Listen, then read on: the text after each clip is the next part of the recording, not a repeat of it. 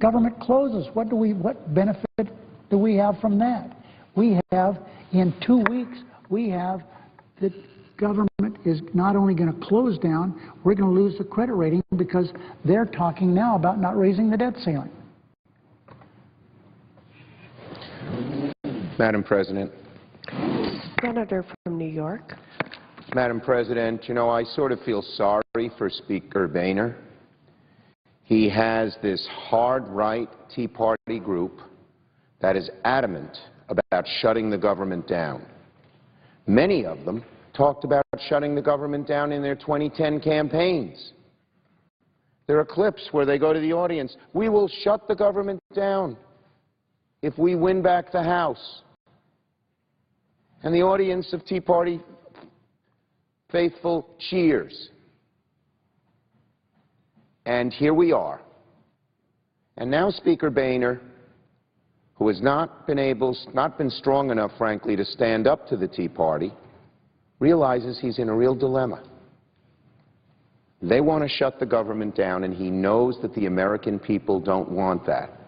CNN came out with a poll today. What should we do? End Obamacare or keep the government going? 60% keep the government going. Only 30%, 34 I believe it was, end Obamacare. And the closer we get to this fateful hour, and we're only an hour away from a government shutdown, the more people will understand what the Republicans have done. So there's only really one answer, and that is for the House to pass the clean CR bill that we have sent them, that they have. They keep coming up with new diversions.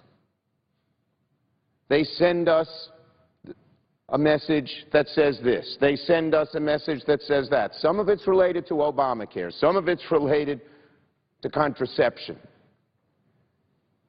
And now they say, well, we want to go to conference. Well, as the leader said, we want to resolve issues. We'd like to get a nice omnibus for a whole year, for the remainder of the fiscal year, and we realize we have to do that with both houses, but not with a gun to everybody's head. Let's go to conference while they shut down the government and hurt millions of innocent people. Speaker Boehner isn't going to get away with this subterfuge, just as he hasn't gotten away with the previous ones. People will see through it. It's a way to take the focus off what they really are doing, shutting the government down and trying to get people to follow the diversion. This time, let's go to conference. Again, nothing wrong with the conference, but not, absolutely not, when they're shutting the government down in an hour. All the talking in conference will not help the federal worker who is not getting a paycheck, the highway construction worker who uses federal funds to build that highway, the veteran who's waiting for a disability claim. Conference isn't going to solve that. There's one way to solve it. Pass the clean CR, and then a conference that talks about the issues for the whole year, resolves funding, makes sense, but only after they pass our clean CR bill. So, Speaker Boehner, no more games. We're in the final hours. Pass the clean CR. Don't send us another one of these little gizmos that is simply meant to take attention off the fact that you don't have the courage to keep the government funded. Pass the clean CR, and then we can talk about conference. Yield the floor. Madam President. The Assistant Majority Leader. Madam President, the statement made earlier by the Majority Leader is worthy of note. In less than an hour, the government of the United States of America will close. What it means is that agencies all across the United States will start notifying federal employees, go back home, don't come to work, you may not be paid for today. And people who are reaching out to those agencies for services, SBA loans, student loans, advice on Social Security, veterans benefits, they're going to find recordings instead of government workers there to help them. And that's not good. It doesn't speak well for this great nation that we've reached this point. What we hear now from the House of Representatives is they want to talk some more. Now they want to sit down with the Senate to talk this over, but only after the government shuts down. That's the difference. They'll only talk after the government shuts down. What the Majority Leader has said is a reasonable compromise. What he said is this: pass the six-week budget that we sent over to you, the CR, no strings attached, no political gimmicks, so that the government continues functioning, so that America is open for business. Do that. And during that time, we will sit down and talk with you about future funding for the rest of the year. Party to that conversation should be the chairman of the Senate Budget Committee, Senator Murray. She worked hard to pass a budget resolution here, tried 18 times on the floor to get to a conference committee with the House. Every time the Tea Party Republican senator got up and objected. We're prepared to sit down again. Chairman Murray's prepared to sit down. And the chairman of the Senate Appropriations Committee, Senator Mikulski of Maryland. I've worked with her and for her in our effort there to get the appropriation bills ready. The two of them, Senator Murray, Senator Mikulski, can work together in a conference committee and really chart a way to finish this year in an orderly, thoughtful way. But shutting down the government should not be the starting point. That is an admission of defeat. Those of us who were sent here to Washington to lead should be ashamed if it reaches that point. What the Majority Leader has proposed, I hope the Speaker of the House of Representatives will take note of. Don't send us the idea of a conference committee after the government shuts down. What the Majority Leader has said is after we have agreed to keep the government functioning for 6 weeks, then we can sit down and work out the difficult issues that face us. We have now entertained 3 different proposals from the House when it comes to funding this government, 2 today, and we're about to get a 3rd this day. Each one of them has a fatal flaw. It either involves defunding, delaying Obamacare, which the President and the Democrats in the Senate would never agree to, or, in this circumstance, they're setting this idea of a conference committee after the shutdown. I think what Senator Reid has offered now is reasonable. It's constructive. It gives us a chance to do our work. Differences of opinion, for sure, but in an orderly process that brings some respect back to Congress as an institution, instead of the embarrassment of a shutdown of our important government. I hope that the Speaker and his staff are listening carefully. I hope that they'll accept this offer by the Majority Leader to move forward in a positive and constructive way, keep the government open, solve our problems in a bipartisan and constructive fashion. I yield the floor. Madam President. Senator from Washington. Madam President, I find it extremely ironic that we are here right now hearing that the House of Representatives is going to shut down the government and then send us a bill saying they want to talk in a conference committee. Madam President, let's remember why we are here right now with the threat of a shutdown where thousands of families and communities are going to be hurt. We passed a budget in this Senate 6 months ago. The House of Representatives passed a budget in the House 6 months ago. The goal was to go together in conference, work out our disagreements, define the funding levels for the coming fiscal year so we wouldn't be sitting here tonight minutes away from a shutdown. Madam President, the right thing to have done was to go to conference any time in that last 6 months, as we asked for 18 times, but were told no by the same people who are now sitting on the other side of the aisle and saying, no, they want to shut government down. Why do they want to do that? They want to create a crisis because they think they're going to get something. Madam President, we know going to a conference means that we have to compromise. That's what a conference is. But we're not going to do it with a gun to our head that says we're shutting government down and we're going to conference over a short little 6-week CR. We have to deal with the longer-term budget. We have asked many times to go to conference on that. We stand ready to go to work on making compromises for our long-term fiscal crisis.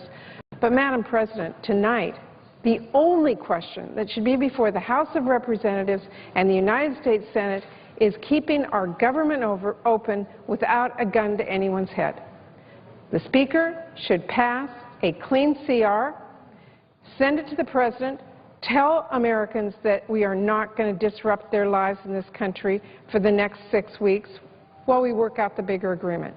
That's what we need to be doing, and I urge the Speaker to step away from the precipice, have the government stay open, don't put everybody's lives and communities in this country at risk, and allow us to get to work to solve our next year's fiscal crisis before it's on us again. Thank you, Madam President. I yield the floor. Madam President. The senator from Maryland. Thank you very much, Madam President. Madam President, I chair the Senate Appropriations Committee. It's a great honor, and I'm the one that would go to conference. Hey, I'm ready. However, a motion to tell us to meet in conference without a continued funding resolution to keep the government open is a hollow gesture and a cynical gesture and a manipulatory gesture. So to say, have a conference, that means myself, my Republican vice chairman, other conferees that would be appointed, we would sit down with our House.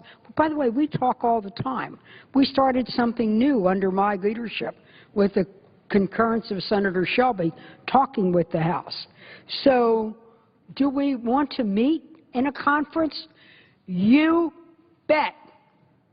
But to meet in a conference without the continued funding resolution included in it means that the government shuts down at midnight without a continuing funding resolution to a date certain.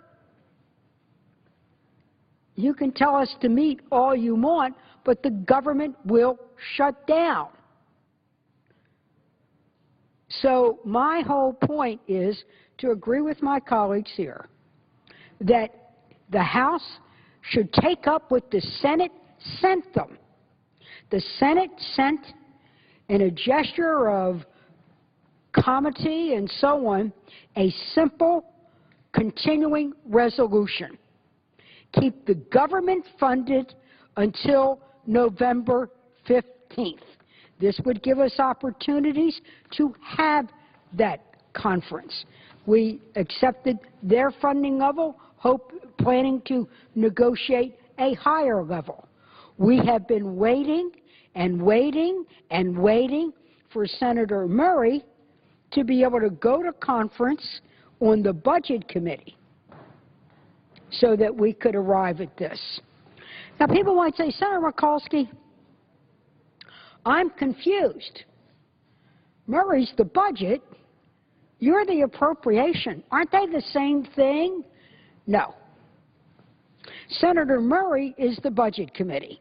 That is the full revenue, that is the full federal budget. It includes discretionary spending. I'm one part of that. It includes mandatory spending. That's Social Security, Medicare, veterans benefits, other mandatory spending. And it also includes revenue, which means so that your books ultimately balance and you have a balance in your economy. The Budget Committee's job is to arrive at that, working with the House. They then give we appropriators something called a 302A. It's a section in the Budget Act. That Budget Committee tells we appropriators the cap that we can spend.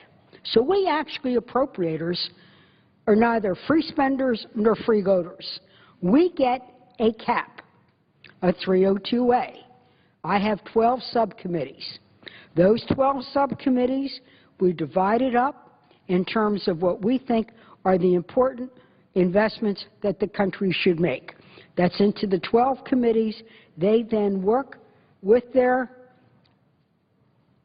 Republican members to arrive at the subcommittees and we bring them to the floor.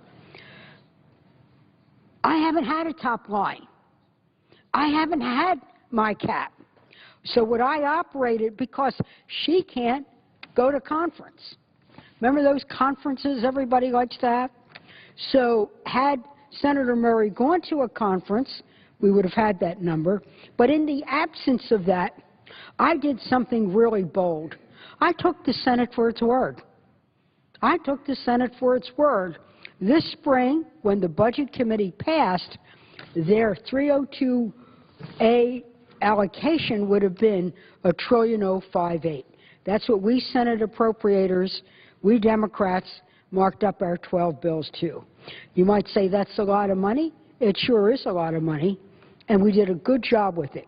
We had smart public investments, and every one of my subcommittees at their hearing had the Inspector General so we could identify duplicative, dated, or dysfunctional programs. We're ready to cut. We knew how to cut. We're ready to go. And every one of my subcommittees is ready to go. So am I ready to go to conference? You bet. But to go to conference without that continuing funding resolution is, again, a hollow action that once again wastes time and wastes opportunity. Now, you know, it's just not those watching C-SPAN in our own country. The world watches C-SPAN. The world is watching us. This is the United States of America.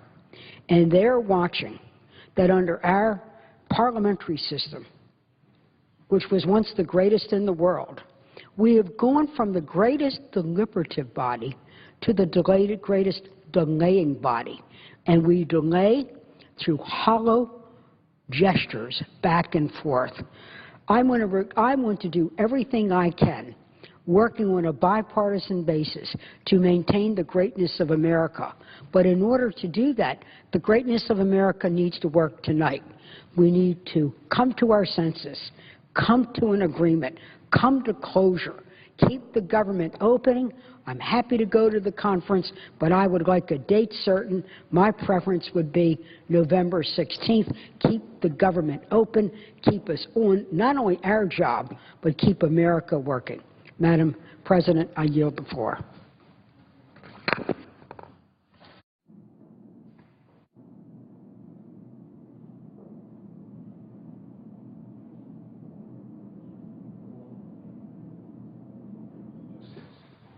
The clerk will call the roll. Mr. Alexander.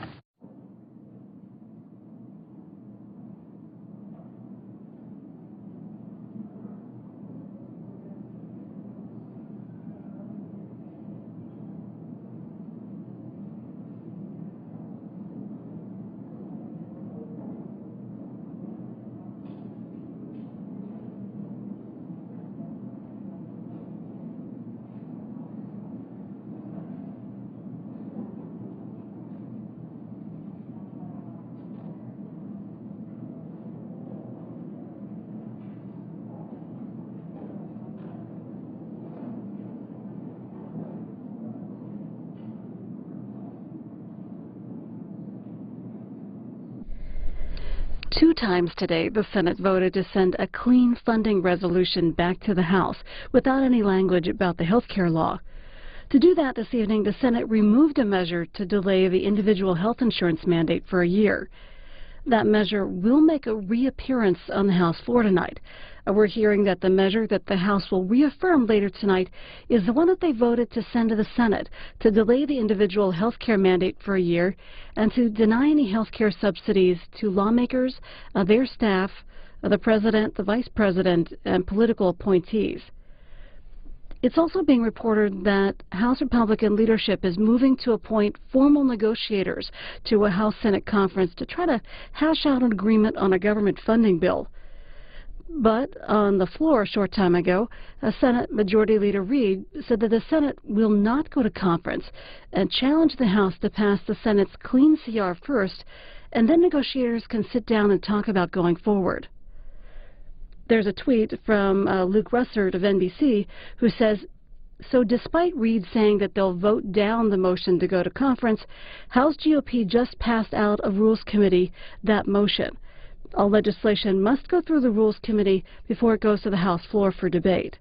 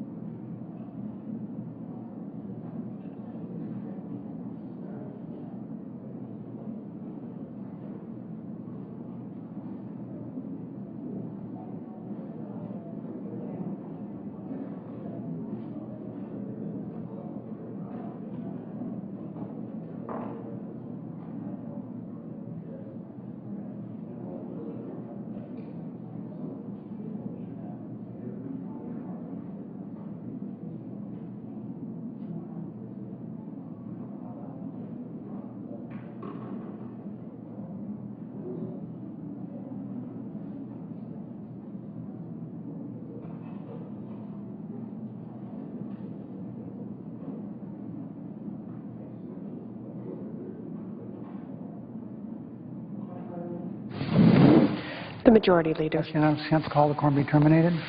Without objection. I now ask unanimous consent that the Senate proceed to S-1566, the Iraq Special Immigration Visa Extension. The clerk will report the bill.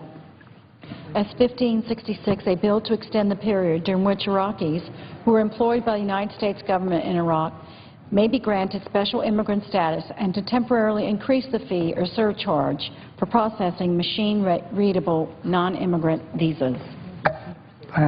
Is there objection to proceeding to the measure? Without objection, the Senate will proceed. I ask unanimous consent the bill be read three times passed. Motion we consider be laid on the table with no intervening action or debate. Without objection. Madam President, this is so important.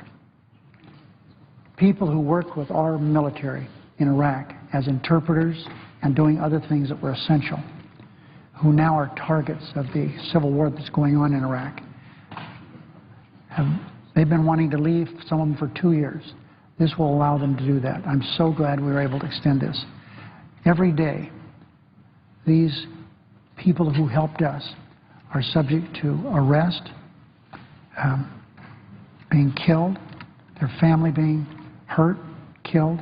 So this is so important we did this. No, Jeff, you going to talk? Talk? You don't want to talk? Bernie, go ahead. Wait.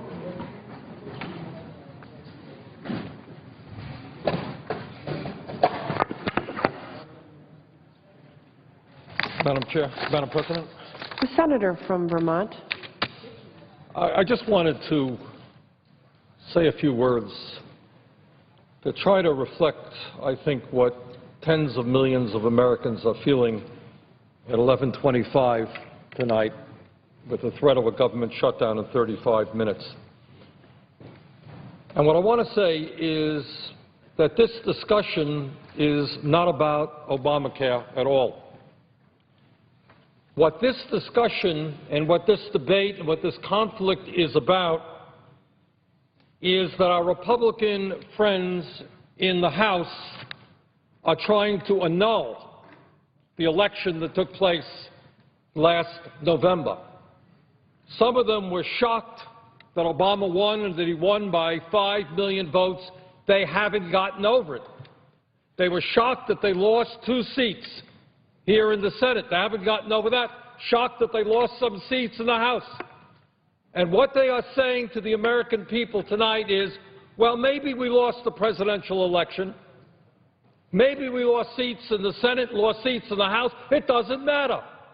We can now bring the government to a shutdown, throw some 800,000 hardworking Americans out on the street, and we are going to get our way no matter what.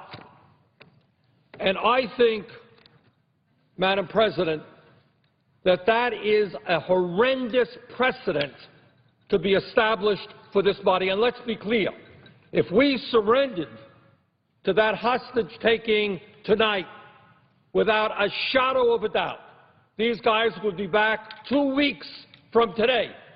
And what they would say is, here is our laundry list of demands, and if you don't give us what we want, we are going to bring the financial system of the United States of America down, the world financial system down, and if it leads to a worldwide recession, well, that's the way it goes. But what's most important is we get our way and we don't care about the repercussions. And next year I could see these same guys coming to the floor of the House and saying, you know what, we want to abolish Social Security. We think Social Security is a bad idea. And if you don't allow us to do that, we're going to stop the government again, and on it goes. So ultimately what we are dealing with tonight is an extraordinarily anti-democratic act. Every member of the Senate has strong feelings. Sometimes we win, sometimes we lose. But when you are in the minority, they do not control the White House. They do not control the United States Senate. They cannot force the American people to give them what they want. Now, the irony here, Madam President, is that because we have folks in the Republican Party in the House who believe that we should abolish Social Security, we should end Medicare as we know it, we should privatize the VA, we should eliminate the Environmental Protection Agency. They do not believe that the function of government is to protect the interests of the vast majority of the people. So these guys are sitting and saying, my God, the government may shut down. What a great idea. If you don't believe that the EPA should protect us from pollution, then isn't it a good idea that we not have an EPA starting tomorrow? If you don't believe in veterans' health care, isn't it a good idea that we should slow down the processing of veterans' claims? So for these guys who do not believe that in a democratic, civilized society we should have a government which represents the people, from their point of view, what is happening is in fact quite good. Now, what particularly angers me, Madam President, and why the American people have such contempt for what we're doing here in Washington is, as we speak, everybody knows this, the middle class in this country is disappearing. Census Bureau study just came out last week. If you can believe this, median family income, that family right in the middle of American society, that family is earning less money today than it earned 24 years ago. All of the increase in technology, productivity, doesn't mean anything. Poverty today at 46.5 million, highest on record. Youth unemployment, 20%. Real unemployment, 14%. What do the American people want us to be doing? Everybody knows what they want us to do. Every poll gives us the answer.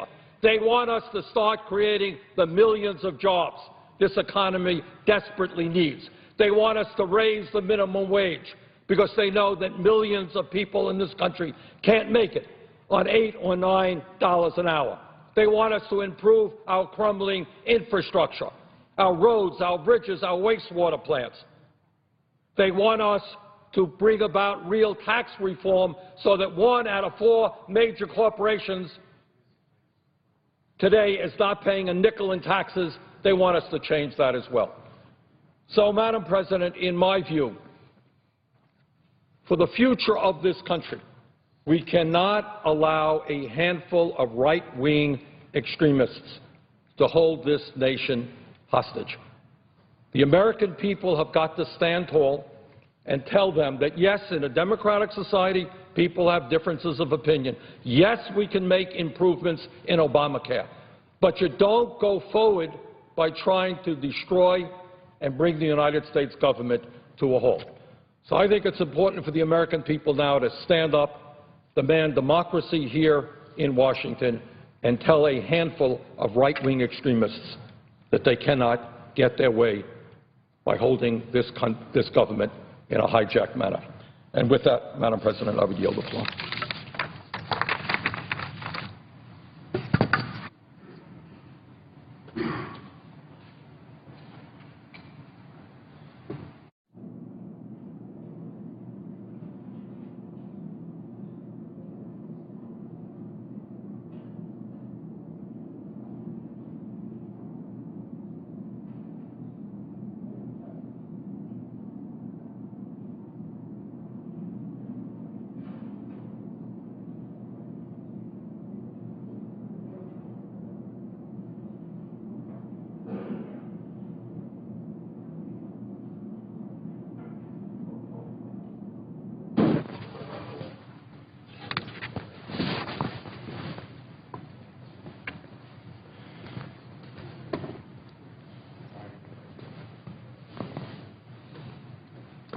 Madam President. The senator from Oregon. Madam President, do I need to request a specific amount of time in which to speak? Are we under any rules? Senators are permitted to speak for up to 10 minutes.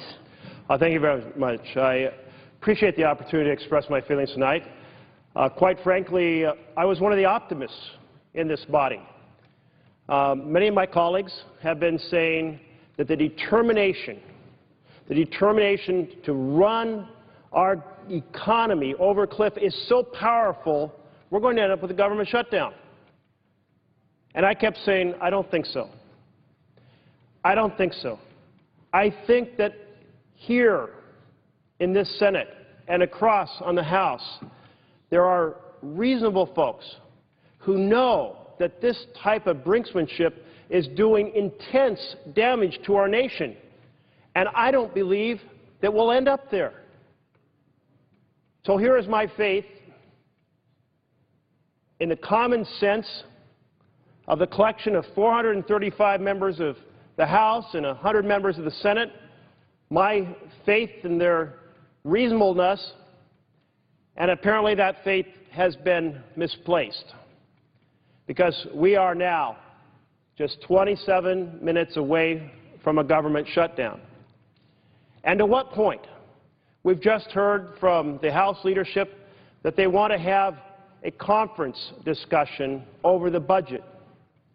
Well, certainly, so do we. 6 months ago, we passed a budget. The Senate passed a budget.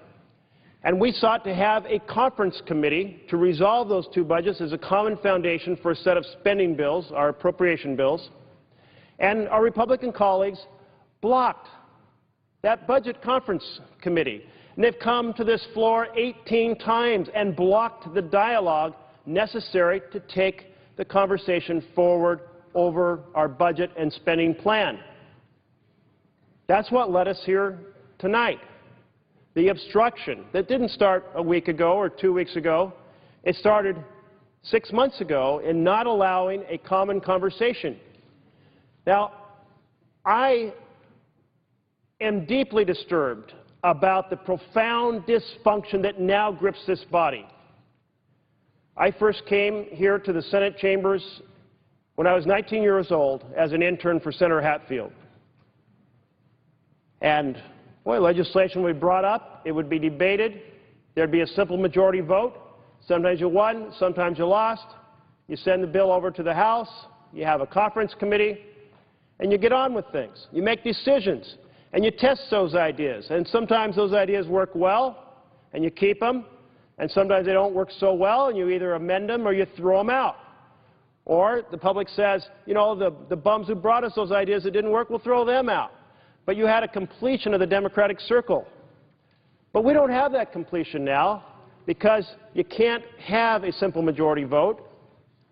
Our Republican colleagues have so abused the filibuster process. The courtesy of letting everyone have their say is to never let us get to a final up and down vote.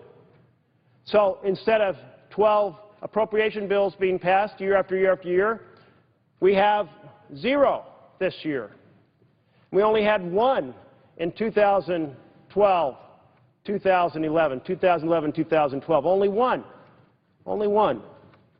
Well, citizens across the country are seeing this and saying, what's wrong with the Senate and what's wrong with the House? The House has its own form of supermajority, the Hastert rule. They're saying we are not going to put on the floor things we'll know will pass unless they belong to the ideology of the far right.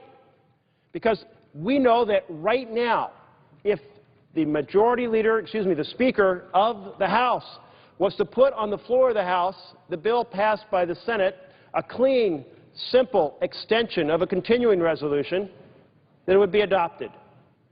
And so the leadership does not believe in allowing a vote of that chamber, just as a minority of colleagues here in this chamber have blocked us from having a simple majority vote time and time and time again. We need to have a more substantial conversation about how to make both chambers work better. But in the near term, we have to find a path in which we stop careening from crisis to crisis. Let's say in the final 23 minutes now before midnight that we were able to find an answer to pass a continuing resolution. Let's say we're able to do that. Is there no harm done? Well, I wish that was the case, because there's been a lot of harm done. Because what businesses know across America is that this process of brinksmanship, of hostage-taking, of threatening to throw the economy over the cliff, is happening time and time and time again. Already, members on the House side are saying, well, let's not only make these arguments tonight, let's make them in a couple weeks over the debt ceiling. The debt ceiling. The decision on whether to pay the bills we've already incurred. The decision on whether to honor the good faith and credit of the United States of America. Now, President Reagan spoke on this multiple times, telling folks, you don't mess with the good faith and credit of the United States. His team undoubtedly recognized that when you do so, you raise the interest rates, you endanger the dollar as a reserve currency, you weaken our purchasing power around the world, you do deep damage. But that reasonableness, that common sense, that you don't take hostages and you don't threaten to destroy the economy that's going to hurt the middle class, that's gone. Now, I live in a working class community. And folks don't have a lot of savings. They've been hit hard. They lost a lot of their savings in the 2008 meltdown, a meltdown that came from deregulatory actions that allowed predatory mortgages and securities based on predatory mortgages. They know that governance matters. They know that we could create a lot of jobs if we could pass those bills for low-interest loans, for energy-saving renovations that would put a huge amount of the construction industry back to work. All that bill's passed here in the Senate, but the House hasn't taken up. They haven't passed it. They know we'd have a lot more jobs if we invested in infrastructure. China is spending 10% of their GDP on infrastructure. Europe is spending 5% of their GDP on infrastructure. And what are we spending here in America? We're spending 2%. Not enough to repair the infrastructure that is wearing out across America, that needs replacing, let alone to establish the infrastructure for the next generation. You know, in a 10-year period, 2 trips to China, I saw Beijing go from bicycles to a bullet train. That's what happens when you spend 10% of your GDP on infrastructure. You build the economy of tomorrow for the generation of tomorrow that's going to thrive in that setting. But when you underinvest, you imperil the future. When you underinvest in education, you imperil the future of our kids. And we are certainly underinvesting in education. But for each of these policy issues we should so much be taking on, we can't succeed if a small number in the Senate and the House can paralyze this process, can go to extraordinary lengths to basically hold hostage and damage the United States of America. This process must end. The senator from Vermont who spoke a few moments ago said if you yield to this hostage-taking now, we'll see it time and time and time again in the future. We'll see the threat to end Social Security, etc. Well, we're not going to go that direction. Now, the House has said they want a conference. Great. So let's not do so at the same time we're taking down the economy. So put the Senate resolution on the floor of the House right now with 20 minutes left. Give it an up and down vote. Pass that bill so that we have just these few short weeks from now to November 15th to hold that conference and to work out a deal without taking the American economy down with us. We await for common sense and reasonableness to return to a dialogue so that we can have a legislative process that the American people can believe in because we are tackling the big problems facing America. But as of tonight, with now 18 minutes to go, we do not have that process. And that, Madam President, must change. Thank you, Madam President. Would the Senator yield for a question? Yes, absolutely. The Senator just made a reference to the fact that the Speaker of the House has refused to put the Senate resolution up for a vote in the House of Representatives. And it seems to me that this has not been adequately illuminated to the public. It's not just that we insist that there be a clean CR, which we do, because we don't want every other issue that people feel passionate about to be insisted upon as a price of keeping the government going. Each one of us have issues that we feel very keenly about. But I don't know of any of us, at least on this side, that have said unless you pass a bill with a, for instance, on an infrastructure bill, unless you pass a bill that has a check of people's a background check before they can buy an assault weapon. I mean, I feel very passionately about that. But the idea that we or any of us on this side of the aisle would say the government is going to close unless we get our way on a particular issue that we feel passionate about is absolutely anathema to us. But nonetheless, there's a few folks that are willing to do that. But when we say that we insist there be a clean CR, in other words, that is not linked to some issue that a faction insists upon, what we're really saying is something even deeper than that, more basic than that. We just simply want them to vote on a clean CR. We're very confident it will pass if there's a vote because it will have bipartisan support. Now, for some reason over in the House, bipartisan support for a bill is now anathema. Apparently it's called the Hastert rule. And so the Republican leaders over there say that they're not going to pass any bill that relies upon any Democratic votes, which is the exact opposite of what bipartisanship should be. Over here, we rely on votes from both sides of the aisle for just about everything we pass. But over there, they've got this policy now, which is the most partisan kind of policy you could imagine. If you could design a partisan policy, it would be we will not have any reliance on the other party for votes. Only our party can be relied upon for votes. We're not going to pass anything which depends upon the other party. That, to me, it just reeks of partisanship. And whenever I hear the Speaker or any of the Republicans in the House talk about bipartisanship, the first thing they ought to do is get rid of the Hastert rule. Because the Hastert rule guarantees partisanship. It bakes partisanship in to the process over there. But back to the narrower point that I want to ask the Senator from Oregon about my good friend. Tonight, as in previous nights, all we are saying is not just we insist upon a clean CR, which is not linked to some one faction's passion, which in this case is getting rid of Obamacare. What we're saying is vote on the Senate CR. Just put it up to a vote.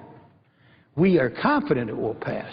But does the Senator agree that it's even something less than saying it must be a clean CR that we're insisting upon? What we're saying is vote on a clean CR.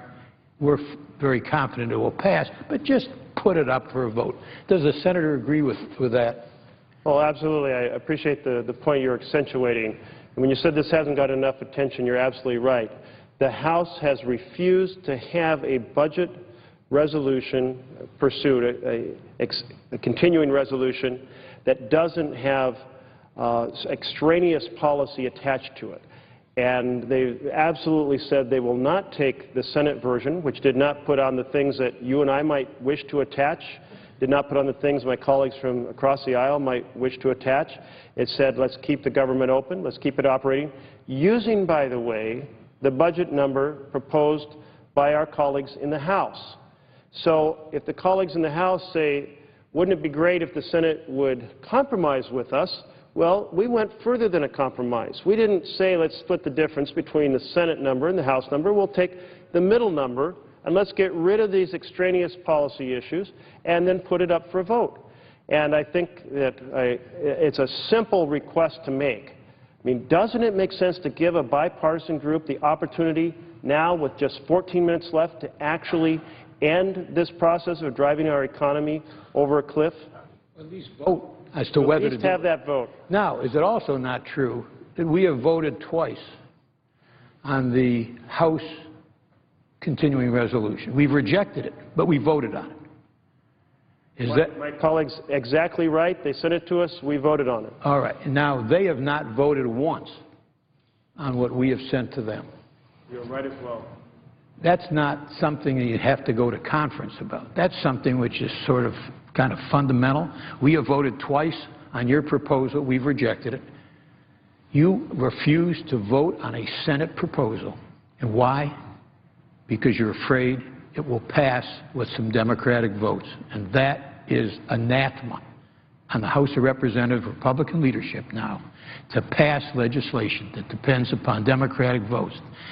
And at the same time, they talk about bipartisanship. They've got that fixed, rigid rule that they won't depend on Democratic votes to get something passed in the House of Representatives. The first step towards bipartisanship in the House would be to end that approach.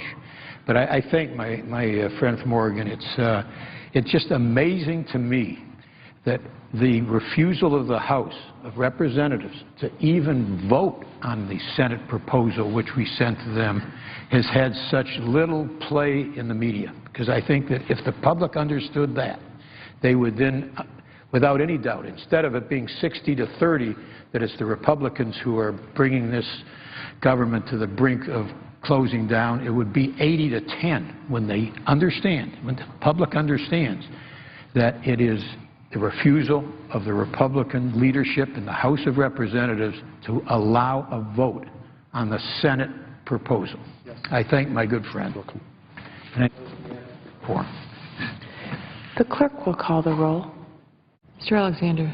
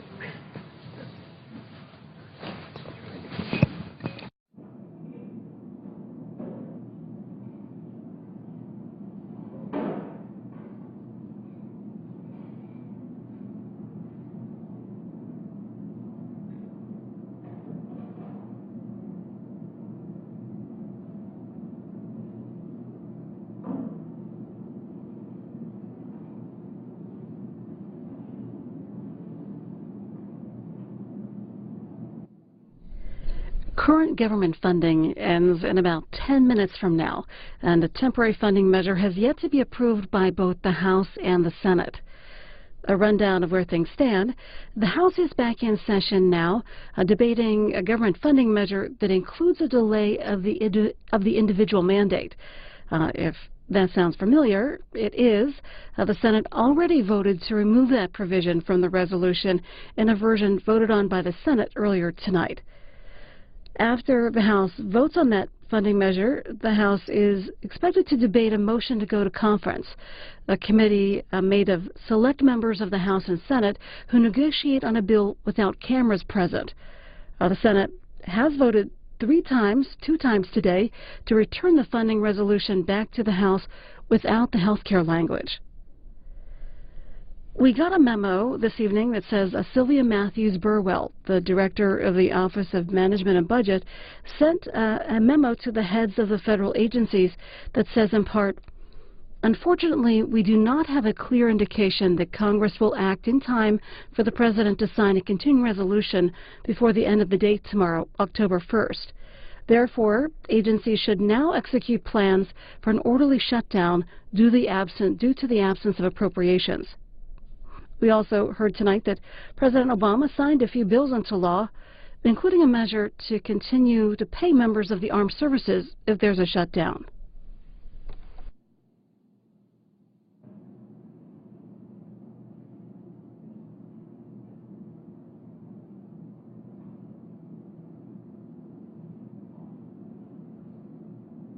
Madam President. Senator from New Jersey. Ask the quorum call be vitiated. Without objection. Madam President, we are at the verge of the midnight hour here, and what is playing out is a challenge to the very essence of our government, and it is a challenge both at home and abroad. and I'll speak to that in a moment. I was in the other body, in the House of Representatives, 17 years ago, when we had the last government shutdown, led at that time by a Republican majority in the House of Representatives. And I had thought that they learned the consequences to the nation and to their party as a result of such a shutdown. But it seems that those memories have faded. And now we are on the verge of a consequence that is consequential to the lives of American families, consequential to the economy of the country, consequential to the message we send across the globe.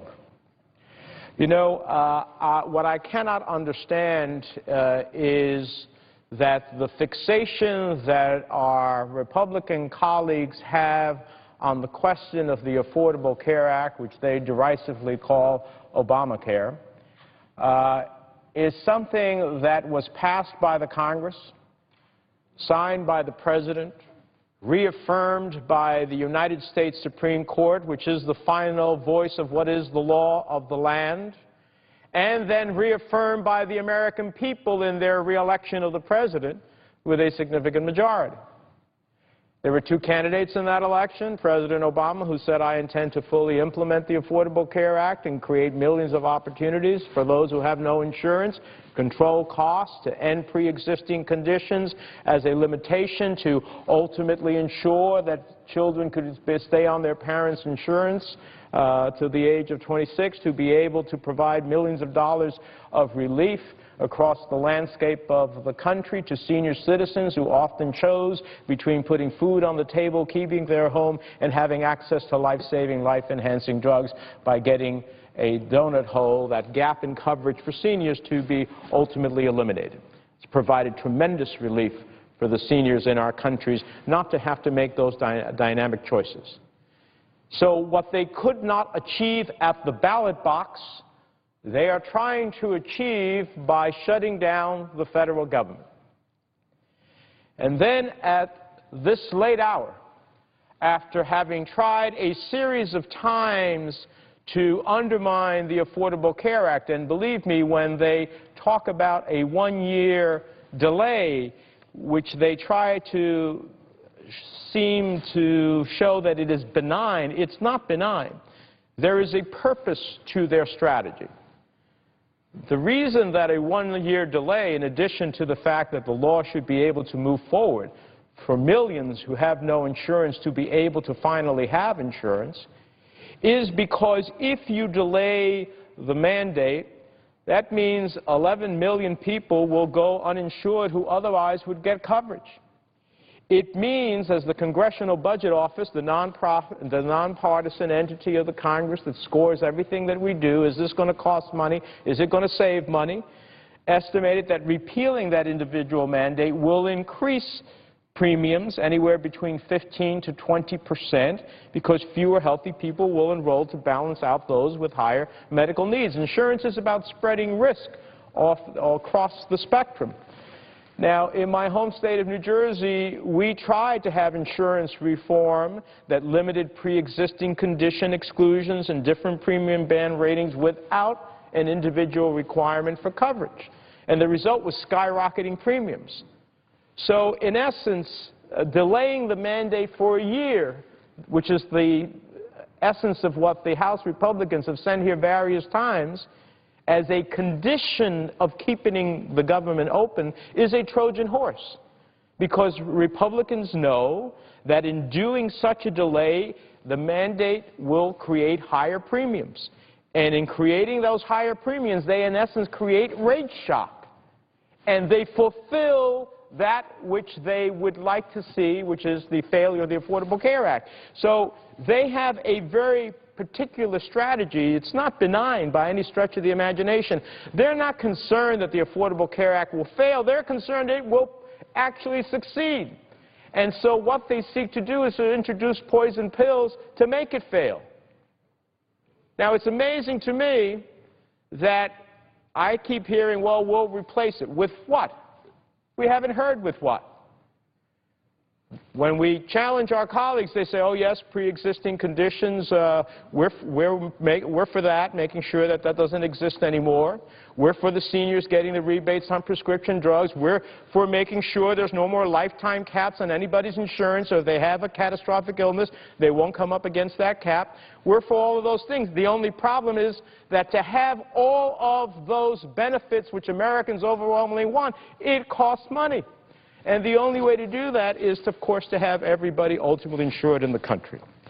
This is not a fight between Democrats and Republicans. This is a battle for the very soul of the Republican Party. Unfortunately, they are playing it out in a way that affects the nation. This is a design strategy. You know, Jonathan Chait of New York Magazine wrote I think a tremendous piece. I recommend it to all of my colleagues. He basically described a meeting that took place in January of this year of demoralized House. I'm going to read from his article for a moment. In January, demoralized House Republicans retreated to Williamsburg, Virginia to plot. They were angry that they had not been able to stop a whole series of things, including the Bush tax cuts on high incomes, and they wanted to make sure their leaders would no longer have any further compromises. And they went on to decide that not only would they not have any further compromises, but in fact that they developed a legislative strategy. And before I go into that, I'm happy to yield to the Majority Leader, who I understand has an announcement. Madam President. The Majority Leader. Through you to my dear friend from New Jersey, who does such a wonderful job in everything he does, especially running the Foreign Relations Committee. Thank you for yielding to me. Madam President, this is a very sad day for our country. The President has told the head of the Office of Management and Budget, Sylvia Matthews Burwell, to issue a shutdown statement, and she's done that.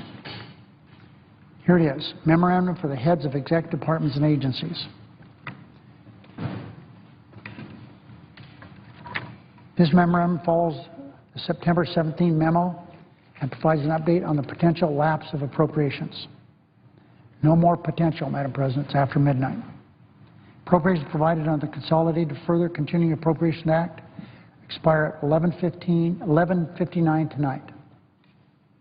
Unfortunately, we do not have any indication that Congress will act in time for the President to sign a continuing resolution before the end of the day tomorrow, October 1st, 2013. Therefore, agencies should now execute plans for shutdown due to the absence of appropriations. That's what she said. So, Madam President, the agencies of government are in the process of closing down. It now appears that the House is not going to do anything to keep the government from shutting down. They've got some jerry-rigged thing about going to conferences. It's, Madam President, it is embarrassing that these people who are elected to represent the country are representing the Tea Party, the anarchists of the country, and the majority of the Republicans in the House are following every step of the way. This is an unnecessary blow to America, to the economy, middle class, to everyone. The House has within their power the ability to avoid a shutdown. They should simply pass a 6-week CR that we sent them. So, Madam President, we are going to come in the morning and see what they've done sometime tonight. But I would hope they would understand within their power, any time, all they have to do is accept what we already passed. All this stuff they keep sending over here, they are so fixated on embarrassing our President, the President of the United States. They think an election's coming this November. It happened last November. He was elected by 5 million votes over what Romney got. 5 million votes. Wasn't too close. So it is really too bad.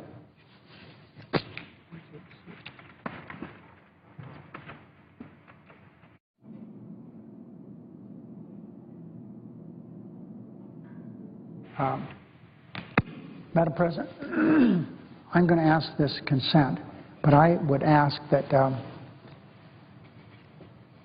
we're going to go out tonight, come back at 9:30 in the morning. So the consent is that we're going to recess from 12:30 to 2:15. I'm so sorry. We're going to recess until 9:30 tomorrow morning. But I want the senators who are here on the floor to be able to talk for 5 minutes each. So I ask consent that when the Senate completes its business day, adjourn until 9:30 a.m. on Tuesday, October 1st. That following the prayer and the pledge, the morning hour be deemed expired. Journal proceedings be approved to date. Time for the two leaders be reserved for use later in the day. And at that time, I be recognized at 9:30. And that Senate recess from 12:30 to 2:15 tomorrow to allow for weekly caucus meetings. I ask, before this is implemented, that everyone understands that when we receive that message from the House, I hope we have it in the morning when we come in, I'll make a motion to table it, as we have done two other things just the last few hours. So if there's no further business to come before the Senate, I ask that following the statements of Senator Menendez, Durbin, Murray, Schumer, that the Senate... Mr. Would the leader yield just for a question?